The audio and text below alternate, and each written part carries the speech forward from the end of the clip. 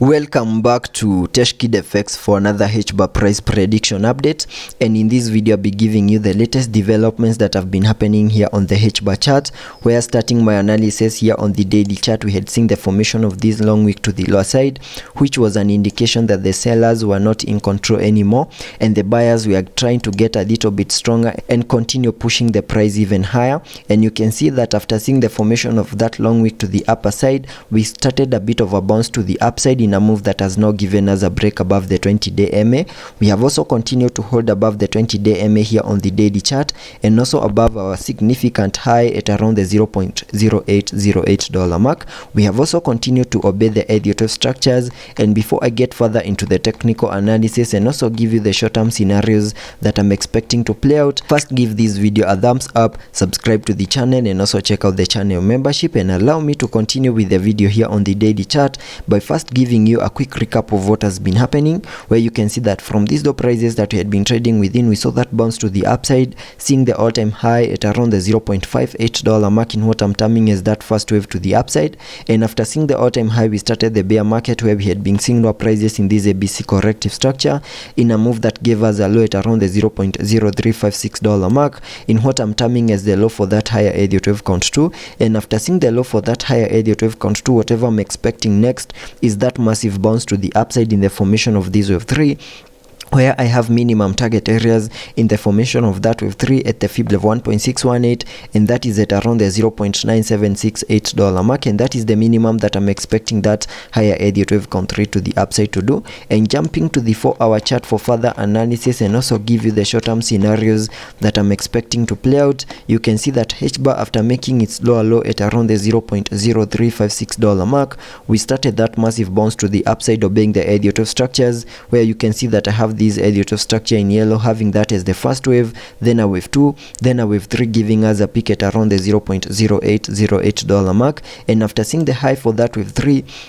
we expected a corrective structure in the formation of that wave 4, and using the Fibonacci's, connecting them from the low of the second wave to the high of that wave 3, I was able to get a minimum retracement area in the formation of that wave 4 between the fib level 0.382 and the fib level 0.5, which lies between the $0.0641 mark and the $0.0589 mark, which is a target area that we fully maximized in the formation of that wave 4. And after seeing the low for that fourth wave, we started this massive bounce to the upside in the formation of this wave 5, giving us a peak at around the $0.0989 mark. And after seeing the formation of that wave 5, we completed an even larger Elliott wave count 1 to the upside. And after seeing the formation of a larger Elliott wave count 1, whatever we expect next is a corrective structure in the formation of a larger Elliott wave count 2, and using the Fibonacci's, connecting them from the low of the first wave down there to the high of that wave 1, that gave me a minimum retracement area in the formation of that higher Elliott wave count 2 between the fib level 0.5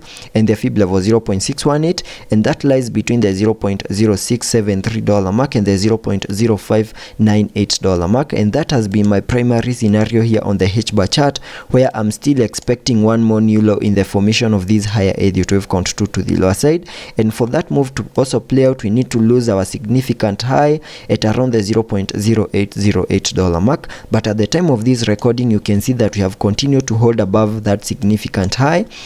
and we have also continued to gear up in a move that could give us a break above the 20-day MA here on the 4-hour chart. And in case such a move plays out and we have the support of the 20-day MA, continue gearing up and also manage to break above our key area of resistance at around the $0.0913 mark, see a retest of that key area of resistance. And once that move plays out, then that move could give us a break above the wave 1 high at around the $0.0991 mark. And in case such a move plays out, then I'll be terming the new high as the high for that higher Elliott wave count 1 to the upside. And in case such a move plays out and we see one more new high over here, then I'll be terming the new high as the high for that higher Elliott wave count 1 to the upside. And then from there we can sketch out new target areas to the lower side in the formation of this higher Elliott wave count 2. But in case we continue holding below the 20-day MA here on the 4-hour chart and it continues to act as resistance, then there are chances of losing our key significant high at around the $0.0808 mark. And once that happens,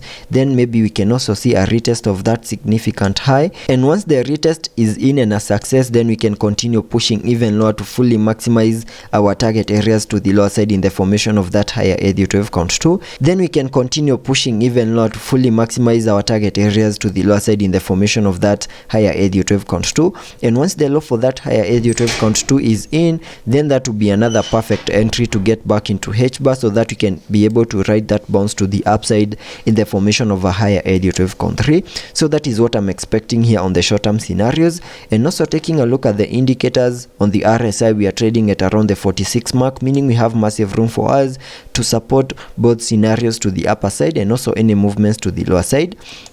Also taking a look at the MACD, here on the MACD we have been able to print a bullish cross, and we're also seeing a bit of an increase in the buying momentum, meaning there are chances of seeing a bit of a short-term bullish movement, and that movement will be a very significant movement because it can either give us one more high in the formation of that higher Elliott wave count 1, and in case we get rejected, then we can expect that massive pullback to the lower side to fully maximize our target areas in the formation of that higher Elliott wave count 2. So let's be patient and see how that plays out, and I'll be keeping you updated.